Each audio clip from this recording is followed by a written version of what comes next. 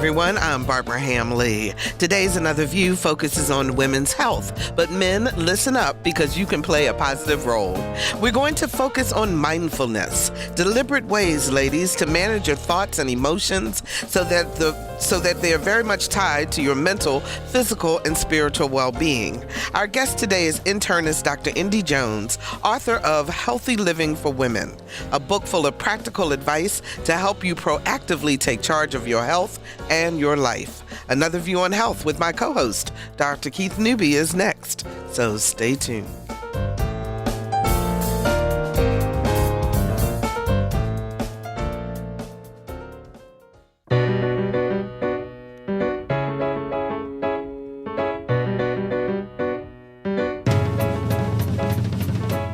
Discussing today's topics from an African American perspective, this is Another View. Hello, everyone, and welcome to Another View. I'm Barbara Hamlee. So it's the fourth Friday of the month, which means it's Another View on Health with my favorite co-host, Dr. Keith Newby, cardiologist. Dr. Keith Newby, how you doing? I'm doing well. I like that introduction. I'm going to leave and come back again. Oh, my goodness. So I have a question for you because you like politics and you're into that. Well, I mean, we've had some discussions. So I want to tell our audience about a couple things, and I think you'll be interested in this too. Circle Up, which is a group out of Matthews, Virginia. It's called Circle Up Middle Peninsula. It's a community action group, and they're holding their monthly meeting on Sunday, August the 26th from 3 to 5 at Matthews Boys and Girls Club. Now, here's the deal. They are having a question and answer public forum, The Rule of Law, Balancing the Rights, Responsibilities, and Accountability in All Citizens and Our Government. And they're bringing Chuck Rosenberg to the Middle Peninsula. Now, I'm quite sure most people who are listening know who he is, but if you don't, prior to running the DEA, he served as chief of staff and senior counselor to FBI Director James Comey and counsel to FBI Director Robert Mueller, and currently he is with MSNBC as a legal analyst and commentator. And so he's going to be in the Middle Peninsula this coming Sunday, August 26th. The doors open at 2:30. It is open to everyone, and they encourage folks to come on out and participate in the discussion. So that sounds like fun, right? That would be interesting. Yes. Okay. Well, if you can't do that, do you play an instrument or do you sing? Well, at one point in time, I used to be able to do something. I'm keeping my vocal talents to myself these days. Oh, well, see, we want shower singers too. So I could do a little bit of that. The second annual community play-in and sing-along is happening also this Sunday. It's at 4:30. It's at Scope this year. Last year it was at the Half Moon. This year it's at Scope. And join the Virginia Symphony Orchestra. This is all about brotherhood and unity. It came out of the despair and things that happened in Charlottesville a year ago. And it's an opportunity for everyone to come together. Bring your instrument. You can sit down and play with the orchestra. If your instrument is your voice, you can sing with the chorale. And it's just a wonderful afternoon. There are all kinds of people who will be speaking and dancing and doing various things. It's free. It's open to everyone. And we really want to encourage you to come on out and participate. So that's Sunday. Where's that going to be? At 4:30 at Scope. Scope, okay. Yes, in Norfolk. So those two things are happening this weekend, along with a lot of other things. This is why this area is so great to live in, because there's all kinds of stuff happening, for sure. So our guest today is Dr. Indy Jones. She's a board-certified internist who practices general medicine in a hospital in the greater Atlanta area. She's the author of Healthy Living for Women, a practical guide to help women take control of their lives and their health. And she's also known as Doc Indy. How are you? I'm great, Barbara. How are you? I'm doing wonderful. We've got Dr. Keith Newby here also. And so we just want to get into the conversation because, in our production meeting this morning, I was explaining to Lisa and to our audio engineer, Todd, about the book and some of the things I'd read in the book. And Doc Indy, I was telling them you were talking about how women in particular need to take control of their emotions and stop stuffing their emotions because it affects the rest of their health. And Lisa's reaction was, I thought that's what men did, that they internalized and that women expressed their emotion. And my response to her was, well, at least according to what I read last night, women are so busy taking care of everyone else that they neglect to pay attention to their own. Is that right? That is absolutely right. Barbara, I don't have to tell you, we are naturally built to be the nurturers and the caregivers. We're we're in the head of CEO, mother, wife, friend, daughter, what have you. And at the end of the day, we are taking care of ourselves mentally, physically, and spiritually. And my big soapbox is that, we can, even do what the doctor orders, but we can do it in an unconscious way. But if we can really be more conscious about ourselves, we can appreciate what we need to do to be happy, essentially. Exactly. Because you can kind of go through the motions, go on a crash diet, lose the weight, but you're not dealing with the underlying issues that maybe are causing you to overeat or, turn to comfort foods and that type of thing. So go ahead, Dr. I would Newby. definitely agree with that. One of the things when you talk about the differences between men and women, it's been my experience as a cardiologist. I get a lot of people that come in for chest pain evaluations that ultimately turn out to be more stress related, and it's typically more in the women. And I think what happens a lot of time is women take on the extra responsibilities, as Dr. Jones mentioned earlier, and it's almost like okay, you got 20,000 things on your plate, and then here comes 21 and 22,000 things, and they accept that additional responsibility. Where I think a lot of men, we're gonna say, forget that. I mean, we're done. We're taking on all we're gonna take on. I'm finished, and I can tell you a prime example.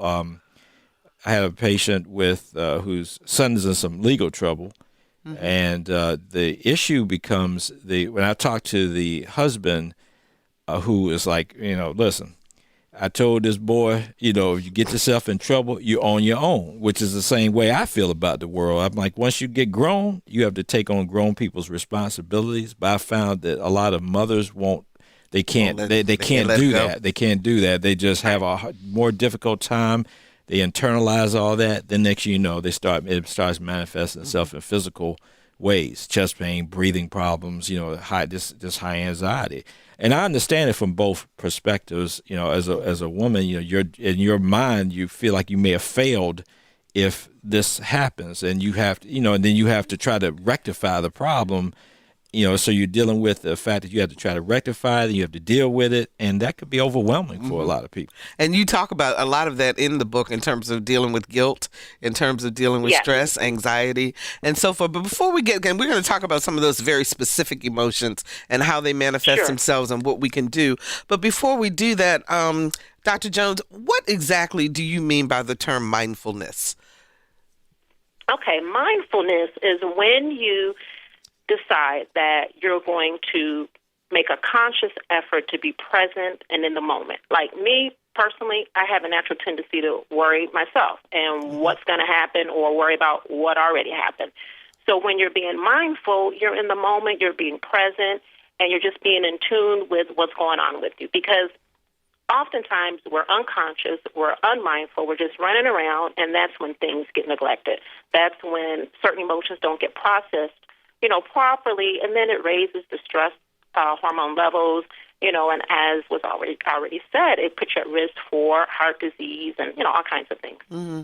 So you're very personal in this book in terms of the examples that you give and so forth. What gave you the impetus to write it, first of all, and to include yourself as opposed to, you use other examples too, but you use a lot of your personal life in here. I certainly did, Barbara. And I felt that it was very important to, be transparent because, a lot of people say, oh, she's an MD, she's got it all together. No, at the end of the day, I'm still a grown woman with grown woman issues, physically going through various changes of life, including menopause and what have you. Mm-hmm. And specifically, I went through a divorce. I was someone's wife for over 2 decades. And as of 4 years ago, I had to figure out who I was and who I wanted to become. So the reason why I'm so personal is because it's very near and dear to me, and I'm passionate about it. And also, I connect, both with my male and female patients very well, usually, but more so with women. because I see we go through similar experiences and phases in life, whether it be a divorce, loss of a loved one, maybe your own, physical health issues. Mm-hmm. So I felt that in order to really drive the point home, I needed to normalize some of the things that my readers may be going through. Mm-hmm. So when you how do you get started? Because I'm thinking about the fact that if you are a person who is immersed in a lot of things going on in your life and so forth, and I guess there's that little niggling in the back of your head going, something needs to change, something needs to happen. How do you get yourself to that point where you can say, all right, I'm going to stop and start the process of taking care of me? Well, that is a hard thing to do, and that's why I'm making efforts and strides to get the message out there that there is help, there is encouragement that you can get to get started. For me personally, I did work with a life coach, and I am a life coach myself for women. Mm-hmm. And so going through that process gave me a lot of enlightenment, a lot of, awareness and the things that I needed to do. But I think the key thing is just like we, organize and coordinate things for our families and, what have you, our jobs, you have to have a strategic plan. And you, first of all, have to take an assessment and see what areas are being affected, because, again, it's the mind, the body, and the spirit. So everything starts in the mind. That's the subtitle of my book, Healthy Living for Women. It's more than meets the mind. It all starts in the mind. So healing starts in the mind, and illness oftentimes can start in the mind. Like I said, when you release those stress hormones, you can create illness, but you can also bring healing. So you have to say, okay, I need a strategic plan. I need to have some introspection, some reflection, and that's what my book helps assist women in doing. Mm-hmm. But they have to say, okay, I need help. All right, let's talk about some specifics, because I'm going to pick a topic, and then I want you to tell us some of the exercises that you have in the book that you encourage people to do, and also the whole idea of, with this emotion that I mentioned, what are some of the physical things that can happen to you? So let's start with one that's a favorite of everybody's, and that's emotional eating. Oh, yeah. Mm-hmm. Because that mirror thing, okay, I'll let you tell it. Oh, okay. You want to talk about the mirror? Yes. Okay. Well, so emotional eating, we're all guilty, myself included. Oftentimes I've told the social workers in the hospital that part of their job description is to supply chocolate for Dr. Jones whenever needed. And it usually does the trick. But, yes, emotional eating. I do have a couple of exercises in the book surrounding that. So the mirror. So that is an exercise which essentially prompts the reader to examine themselves in the mirror in their natural state, meaning no clothing. Mm-hmm. And I go through an exercise and just walk them through so that they can realize what perceptions they have of themselves. And hopefully through the process, they can begin to appreciate their uniqueness, okay? Mm. And it's not intended to shame themselves, but to begin to love themselves and take care of themselves. And then I have other exercises that are complicated, but it just means time yourself. See, after a certain period of time, are you still hungry? Are you still full? Because there is a delay. There is a delay between the time you put some food in your mouth and when your body signals, I'm satisfied. So again, back to being mindful, it's like, be mindful. What is your body telling you? And have you given your body enough time to tell you that, hey, that's enough? Okay.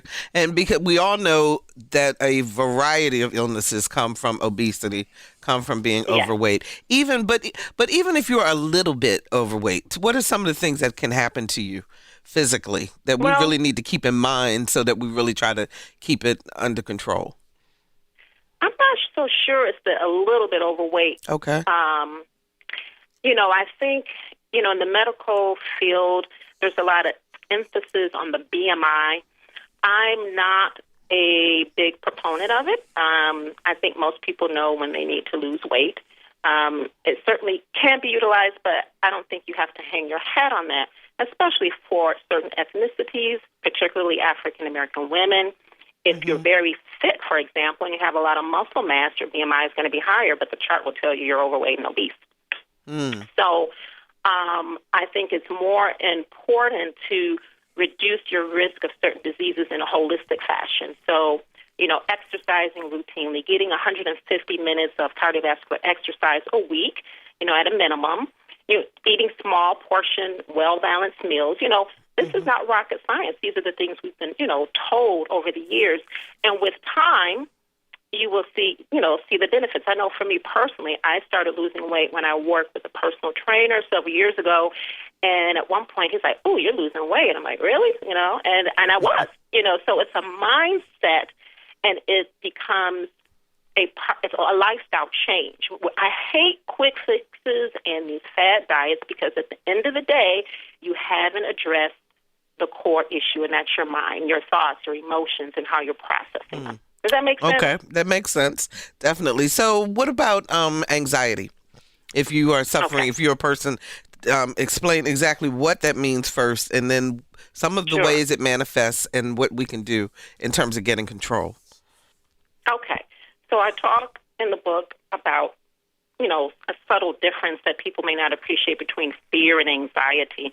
We learn in medical school and in our psychology courses, about the flight or fight response. If you see a bear in the woods, and your heart starts racing, you're breathing, all these things happen to your body. But anxiety is this physical response similar to that when there's really no identifiable or tangible threat in front of you. So oftentimes it has to deal with these stories that we create in our mind. I am guilty of that, just having elaborate stories that create this anxiety, anxiety, and then has a negative effect on your mental health and your physical health. So in the book, stories I give some examples. Of how you can work through that. So if you take some, if you sense that you're having some anxiety, just pause, take some deep breaths, and just reflect on what you're anxious about. And then try to figure out what stories you've created in your head and decide if it's fact or just, or possible truth, or oftentimes just something that you've created and there's no way to prove it.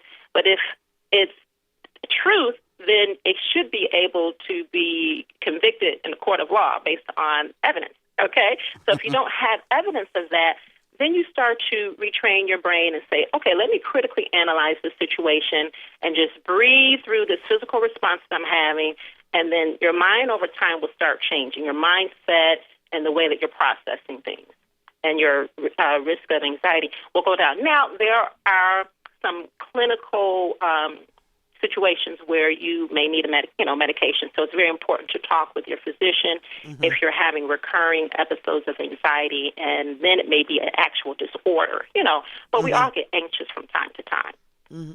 One I thought was very interesting that you brought up was loneliness as an emotion. Yeah. How does that affect you physically?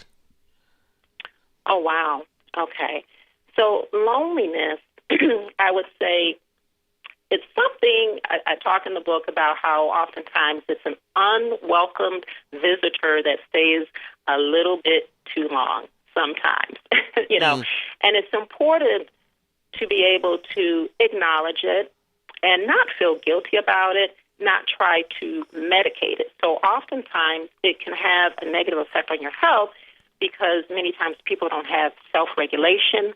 They may overeat, the emotional eating. They may turn to alcohol, tobacco, other drugs, or, prescription medications and things like that. But there's research that shows that even if you're not turning to those things, it can, over time, if not dealt with, have some negative effects on your overall health. So if you are lonely persistently, oftentimes it can be associated with depression. And again, it's very important to talk to your primary care physician and see if there's anything that you need from a medical standpoint. But there's a difference between... generally speaking, we all get a little lonely sometimes. I mean, you can be in what appears to be a wonderful relationship or be surrounded by people that you love and still feel lonely. And there is a difference between alone time and being lonely. Absolutely. And so that alone time, that's when oftentimes these emotions and these thoughts start to come upon us, and we don't know how to handle it. So on page 10 in my book, I have a little flow diagram, again, that talks in more detail about how you can process your emotions. And you have to be okay with being alone with your thoughts. And that's when you start to have the spiritual growth, because you process it, and then you say, okay, what area of my life needs attention? So that I can just continue to flow and kind of have what we call steady state. Because the emotions are not static. They're always changing, based on the circumstances or the moment. And so it's important to not get attached to them and just process them appropriately, because they can change. It's really sad when you see people who take their lives and commit suicide. If they had gotten the help, maybe then their emotion in that moment wouldn't have, driven them to do that. To go that far. 440-2665 or 1-800-940-2240 are the numbers to call to join our conversation. Are you feeling overwhelmed? Are you feeling like you're taking on the world on your shoulders and having to deal with everything in life in terms of taking care of others, and you're neglecting yourself, and you'd like to get some thoughts on how you can start to turn that around? Give us a call, 440-2665 or 1-800-940-2240. Go ahead, Dr. Newby. One of the things that I have found has been somewhat challenging, and Dr. Jones can chime in on this, is the recognition of an issue. Meaning, I have I've found people can go from one extreme to the other. I either have patients who, they never want to admit that they're having an emotional issue, and they're going to try to make it physical no matter what, even though you go through the process of evaluating and the way I've always tried to take. I can tell relatively quickly if it's a true cardiac issue or not. Sometimes it's a little bit more difficult to tell, but it's not hard to figure it out in the end. The key thing is getting people to say, yes, I have an issue that I need to address that may not be physical but emotional. And you getting that recognition is that's probably the biggest challenge that I have, because if you start to insinuate that they may need some other type of help, oh man, you can get mad. It can get ugly really quick. And it's not that you're intentionally doing that, but it's just trying to get people to recognize that is a possibility. And I try to preface it by not saying I know I'm right, but just saying I think that's something we need to start considering. And I try to genteelly bring it up so that they're not thinking I'm just, blowing off what they're feeling, but I really do have legitimate concerns about it, because it can manifest. I mean, I've had people with blood pressures can go through the roof just on emotion alone, whereas like you hear the term white coat syndrome, where that's an emotional response. And I've had people. Because they're afraid of what you might say. Yeah, so I've had people come into office 220 over 120 and blood pressure, and you get them in a more relaxed environment. I've seen them go down to 112 over 60. The danger of that is if you start treating that person with blood pressure medicines, then you're going to call you saying they blacking out because their pressures are dropping too low. Yeah. Because what you're going on is what you're seeing. So, Dr. Jones, my question to you would be, I mean, in terms of your quest of getting people to look at themselves and say, okay, yes, I want to start looking at the fact that I may have an issue that may not necessarily be physical. How do you go about doing that? Because I think the listeners would clearly want to hear, so that may help them in trying to decipher, am I one of those types of individuals? Mm-hmm. Sure. It is challenging. And let me say I'm a hospitalist, so I get, patients in crises, as you're describing, and then I send them back to you after it's over. Thank you very much. Yeah. So, I will say that my approach to practicing medicine is unique in that I try to take time. When I see that there's, there isn't resistance to talking, I'll take a little extra time and just try to, connect with the patient, get to know them, kind of what's going on, and just be conversational and just find that window where you can say, is there anything going on? That may be contributing to blah, blah, blah. And then you can present the objective data, say, well, we did this, we did that, everything looks good. So, maybe is there any stress in your life? Just in a very conversational, compassionate way. And oftentimes my patients, men and women, they'll open up and then they'll start talking and say, yes, this is going on or that's going on. If you're just joining us, we're talking about mindfulness for women with internist Dr. Indy Jones, author of Healthy Living for Women, and my co-host for Another View on Health, cardiologist Dr. Keith Newby. So this whole idea of opening up and talking, it's really critical that doctors, and especially in today's world where once upon a time, patients just expected doctors to tell them everything, where you really need a two-way street in order to figure it all out. In order to really get a good understanding, you have to have that type of interaction because you have to build trust.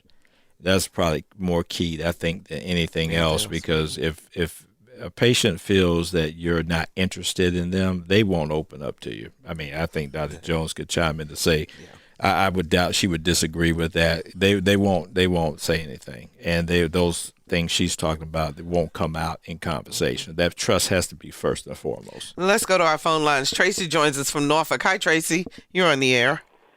Good day. How are you? Doing great.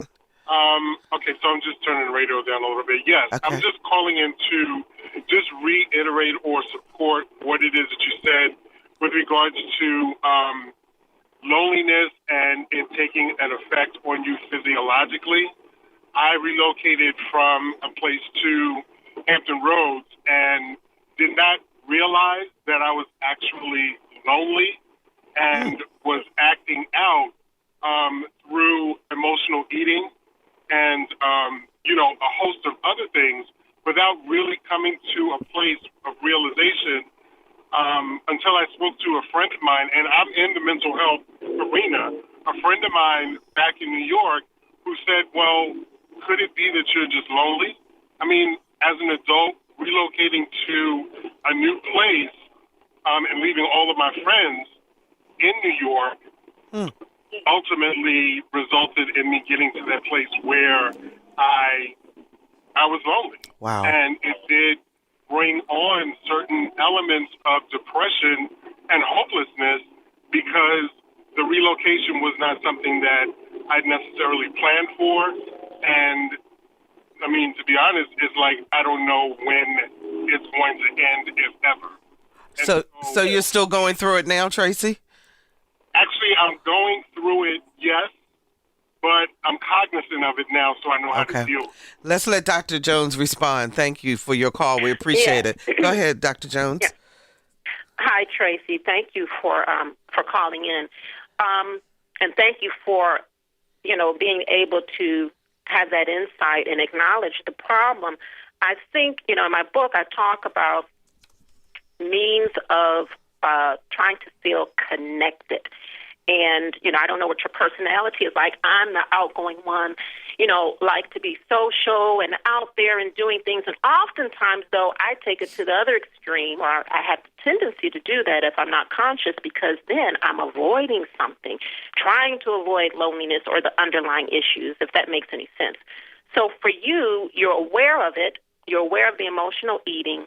But is there anything that you can do within your network of friends, because you mentioned a friend brought it to your attention, that can help you kind of mitigate some of that and feel connected with those that are important to you? Are there any social things that you might want to, engage in, or is it maybe that you have to deal with specific stressors that are surrounding that loneliness, in the new environment and your new job and what have you? Well, hopefully he can get connected. We appreciate the call. Let's go to Jeff in Williamsburg. Hi, Jeff. You're on the air. Yes. Can you hear me fine? Yes. The gentleman prior to me and the doctor, I'm sorry, I can't remember your name. Dr. Jones. Did it right on, Dr. Jones, ma'am. You hit it right on the head. I was connected with my wife from the hip for 15 years, and I'm missing her so bad that I cry at times just by driving in my car. She got deported, and I feel overwhelmed at times because I'm doing my best to support her from here, and it hurts. And I weigh 325 pounds, and now I'm right at 200. And it hurts because it's nothing I can do for her other than just wait for paperwork to come through. With my wife, she tells me what she eats per day. I eat the exact same thing because I know she's not able to get the proper nutrition at this present time. So I just eat what she eats. Jeff, you're breaking up, and I can hear the emotion of what's going on. If I'm not mistaken, I think he said his wife was overseas, or he's trying to get her to the country. Is that what I heard, Lisa? Is that? I'm not quite sure, but we looked. Yes. Oh, she was deported. Yes. Oh, she was deported. Yes. I see. And so you're dealing with a lot of stress that is really probably, Dr. Jones, would require some help from a mental health professional. Yes, I think so. Absolutely. Yeah, that's a lot of stress that you're undergoing, Jeff. We wish you the very best with that. How do you know the difference, Doc Indy, between when these things, as we talk about depression and anxiety and frustration and stress and guilt and all of that, how do you know when it's something that you can deal with yourself and when you really need to go seek professional help? That is a very good question. When you see that your emotions are impeding your ability to function, at work, if you're really caught up in your emotions and you see the negative impact and maybe it's impacting your relationships, you feel that it's affecting your health, and you may not be able to make the connection, but you know that you're having the headaches, you know that you're having some somatic or physical symptoms of something going wrong. That's number one, you need to talk to your doctor. And then number two, like I said, if you are conscious enough to know what those stressors are, that's very important when you see that you're having more bad days than good, if that makes sense. Mm-hmm. Me, I can get in a funk and usually recover within 24 hours. But if you're staying there and you're persistent and it's impacting your life, it's definitely time to talk with someone. You mentioned in your book about 2 episodes that you had when Dr. Newby was talking about the blood pressure and underlying issues behind that. Can you talk a little bit about your 2 experiences? Sure. So I am the youngest of 6, and both my parents and all my siblings were diagnosed with high blood pressure. So here I am, the baby, as they still refer to me, debating, is there anything I can do to prevent this from happening? So even though I became more conscious and taking care of myself, it did happen twice. Once when I was an intern and I felt this pressurized feeling in my head and I could tell something wasn't right, and knowing my family history, I went and got my blood pressure checked, and it was 180 over 100 something. Okay, and then fast forward, maybe about a couple of years ago, I was on rounds, and the same feeling occurred, and it was 200 over 100 something. But I wasn't under any stress. I think my genetics were just trumping, all of my efforts. So that being said, it's important to be tuned into your body. With high blood pressure, I counted it a blessing that I felt so bad because a lot of people walk around not knowing it's a silent killer. And then when I see them in the hospital, they have end-stage renal disease, all kinds of complications, strokes, heart attacks, and what have you.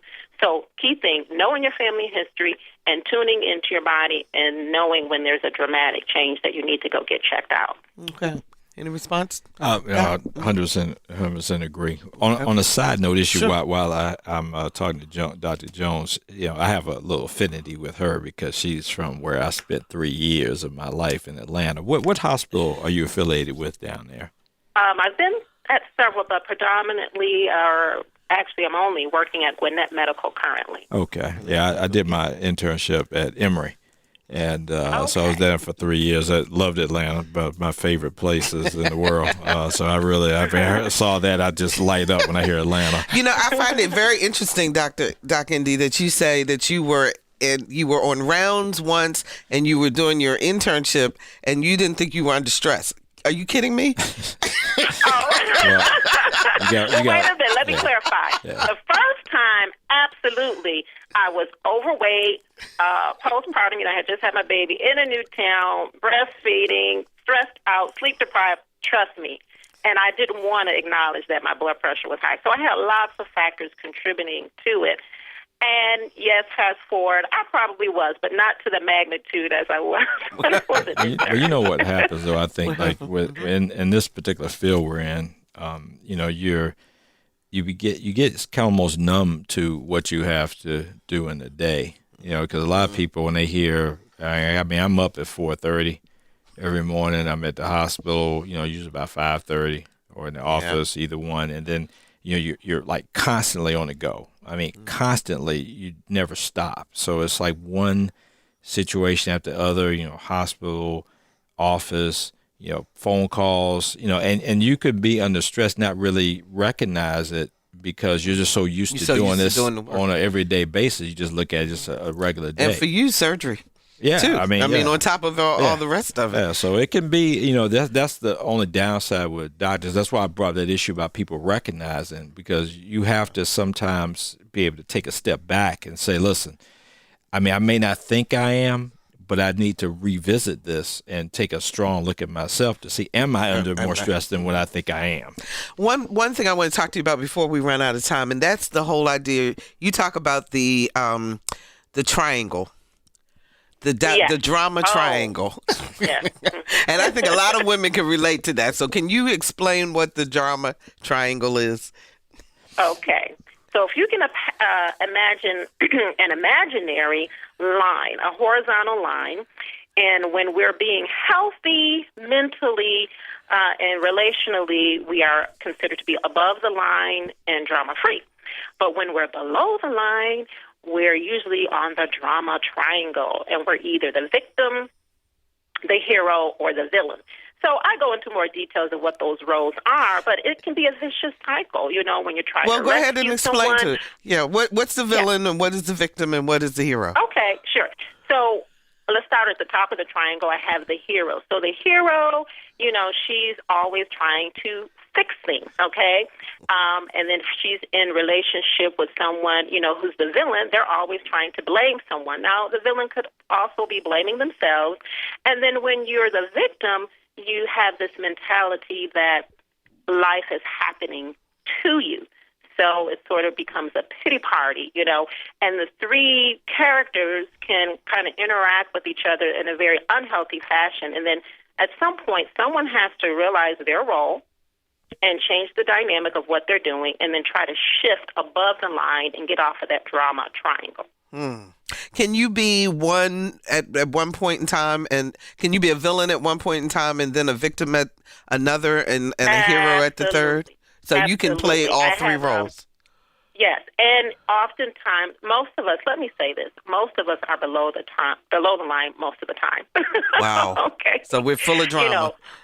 Yes, and don't even know it, and sometimes we're resistant. Even when we become conscious and we learn these concepts and we try to incorporate it, we're still human, and what we're trying to do oftentimes is just protect our ego. We don't want to be wrong. That's just a natural tendency. And sometimes you're like, yeah, I'm in drama and I want to stay here. This is where I want to be. But if you stay in drama too much, then that's when you begin to see the negative effects on your mental health, physical health, spiritual health. And you're like, you really need to do something. So how do you just take a little bit? So how do you get past feeling guilty about taking care of yourself? Because I think that's something a lot of women struggle with.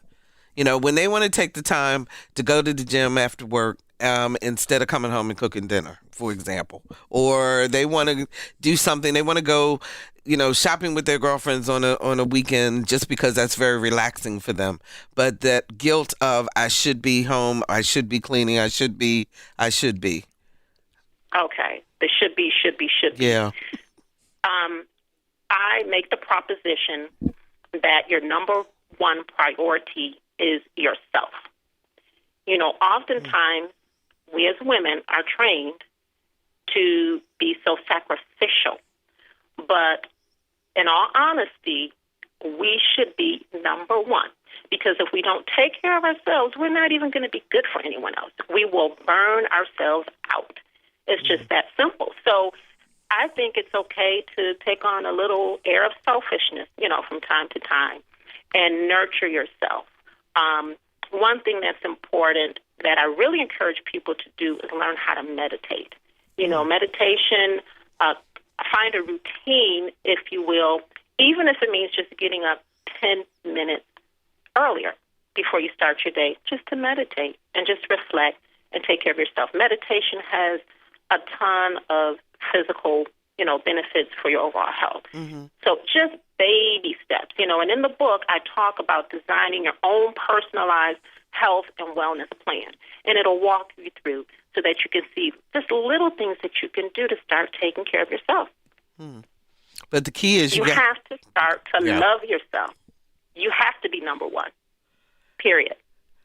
That's a hard thing for a lot of people to face. It really is. So what other piece of advice then would you want to give to, particularly to women who are struggling with trying to control their emotions, trying to take care of themselves, other words of encouragement for them? What about their spiritual side? Oh, absolutely. So the spiritual side, it's something that is very individual and personalized. So it's important. I talk in the book about discovering what your core values are, and under that big umbrella, you'll have your core spiritual values. So get in tune with that and just see how much you can get closer to doing things that will help facilitate that, such as the meditation, getting connected with a church community that maybe you haven't been so connected, or maybe you want to find another one. So whatever spiritual upbringing, if you will, that you've had, tune into that, see what works for you still, and some things may not work for you, and you can just kind of reevaluate from there. Okay. So you're living the book, you're living your own advice. Absolutely. You know, it's so funny. When the book came, I said, man, I need to read this and do all this stuff for myself. It's like I pieced it together over the years, but now that I have it in its totality, and I'm serious about that, Barbara, I'm going to go through the book. And go through it again, right? Yes, because we're not perfect. We're all a work in progress, and it's a journey. You know, we never completely arrive, but it's a journey. It's a level of improvement and just building some life coping skills. You know, Barbara, that I've been through a lot. So I had the divorce, and during that, right after that, I was watching my mother die slowly of colon cancer, and then I lost my dear sister and your good friend Chris suddenly. Yes. So I had a lot of reasons to kind of lose it. But because of some of the skills that I've acquired and, you know, kind of fortified myself with, I know I have something to fall back on during those difficult times. And I know that sometimes I just have to do it, you know, even if I'm not feeling it. I just have to do it because this too shall pass, you know. And you just have to keep moving. And that's what you want to teach everyone else to do also, is just have that backup, have that support so that they have something to fall back on. The last time we talked to you, Dr. Indy, you had a Facebook workshop for women. And how did it go? Comment. And go ahead. Yes, I think that's still on my page. So if you're on Facebook, you can go to Mindful Health for Women is the name of the Facebook page, and it's the number 4, and it's all together. But I would love for the audience to subscribe, the women that is, and it will be mindfulhealthforwomen.com/subscribe. And then that way I can share some free, you know, useful information and insights, and also keep people abreast of when I'm doing live workshops in the area and those types of things. Okay. All right. That's fantastic. Well, we so appreciate, we still have some time left. Dr. Newby, you want to add anything else into the conversation? I've just been sitting back and just listening for a lot of this. I think we intimidated them because it was about women. I don't get intimidated easily, but I just think like anything else, just try to develop an open relationship. Individuals recognizing that they may have an issue, physical or emotional, either one. I mean, just to be able to come to seek help, I think is extremely important. And I encourage women especially, because one of the things that I'm seeing more of, I think there was once upon a time that women were the ones that would make the husbands go to the doctor, and women were the ones that made the kids go and all that. And in a lot of situations, they are. But when you ask them when's the last time you had your checkup, they'll say, you get the pause that blank, and the hesitation. And there are, and again, like anything else, that's not blanket across everybody. I know some individuals who are extremely diligent with their own health. It's just unfortunately so. I see more. The ones that are under more stress tend to put themselves off. And like Dr. Jones mentioned, you got to love yourself first, meaning you have to, you can't take care of anybody else if you're having a bunch of health issues yourself, high blood pressure, diabetes, and all the things that affect our people more so are going to lead to all these chronic illnesses, chronic kidney disease, and being on dialysis. And it's going to be hard to take care of somebody if you have to go sit in a chair 4 hours, 3 days a week. So, so we run into a lot of that, and the unfortunate reality, and you've heard me say this before, a lot of the chronic illnesses that we have to deal with, especially in our population and our culture, unfortunately so, are relatively asymptomatic. You think about high blood pressure, that's why they call it the silent killer. Most people don't have symptoms. Diabetes, when it's bad, yes, you may have some symptoms, but most people won't have it. They won't have anything much at all, and they don't get it checked out, or they don't take it seriously. Before we go, we got like 30 seconds left. Doc Indy, where can we get Healthy Living for Women? I'm glad you asked. Go to Amazon.com/author/Indy Jones.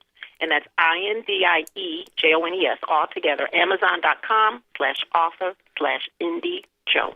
Fantastic. The book is called Healthy Living for Women. It's More Than Meets the Mind by Dr. Indy F. Jones. Thank you so very much for joining us today on Another View. We appreciate it. And we will be right back.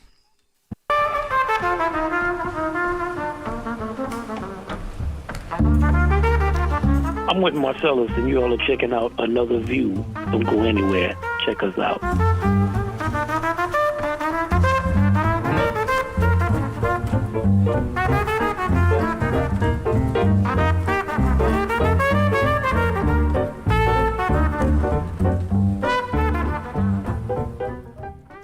Always sounds good, doesn't it? Absolutely. Elgenia McCrary's interest in art started as a child when she saw a picture of a dog in a magazine accompanied by the words, "Draw me." From that moment to this, she's been inspiring people with her unique style, vibrant colors, and intriguing choice of textures. And as our Lisa Godley discovered, whether it's a painting, a mask, or a drawing, each one tells a story or invokes a memory in those who experience her art. You can learn from watching and listening to other people. It comes out in my work, so it's not just my experiences, it is the experiences of other people. You did these paintings? Yes, I did. Wow, beautiful. Thank you. When I started doing the elongated silhouette images, this was one of the first ones that I started with. Even though they're black silhouette images, it doesn't limit itself because most people can relate to what is taking place in the pictures. The first one I did really was a group of dancers. They had on no clothes, but I tried to distort their body some. And after I did that, I said, I could put clothing on them and put them in settings and tell stories.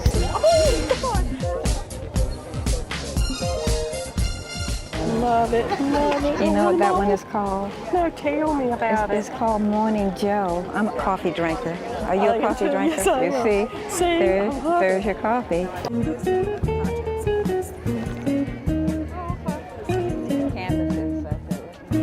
I remember when she started drawing, and this was when we were very young in elementary school. She would sit at the kitchen table, and if she had a pad or anything that she could write on, she would doodle. She would doodle all day if she could. Well, I do mixed media and different other types of drawings, and I think that's a reflection of me teaching and giving students projects. I give myself projects.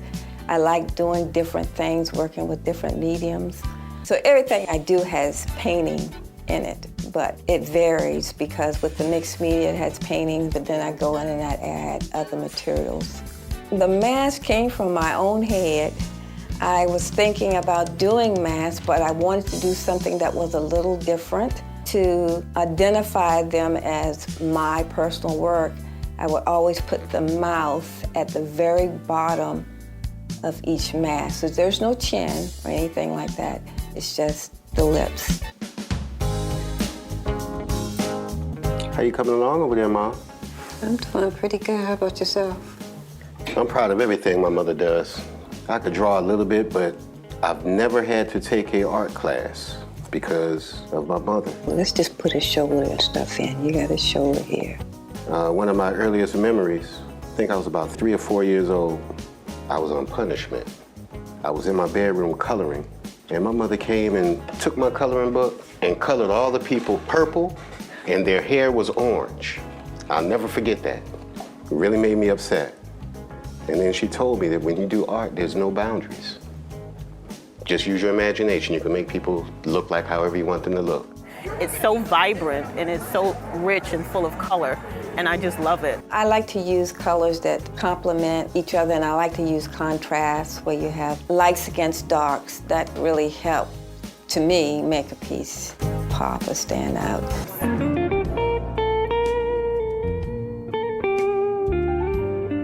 That's an oil painting. That's called Uncle Joe. Everybody has an Uncle Joe. He might be a little strange, very vocal, maybe a little silly at times, but I did that piece, and when I did it, I was laughing the whole time. It made me feel good. I hope that when people look at my work, it touches the hearts of all people in all races and all ages.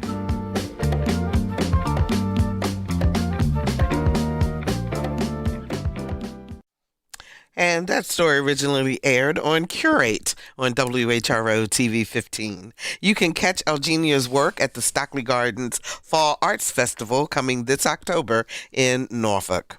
We hope you've enjoyed today's edition of Another View. Please do me a favor and tell a friend or a family member about our show. You can find the podcasts of AV on our website, anotherviewradio.org. And while you're there, you can also sign up for our eView newsletter, a once-a-week reminder of upcoming shows. Look for us on Facebook, and I'm on Twitter at Barbara Ham Lee. Next week on Another View, ways to organize your life so that you can accomplish your dreams. Our theme music was composed and performed by Jay Sennett. Lisa Godley is our show producer. Todd Washburn is our audio engineer, and Janae Jackson answered our phones. Don't forget, come on out to Community, the play-in and sing-along this coming Sunday at Scope at 4:30 p.m. I'll be there as your MC. Looking forward to seeing you there.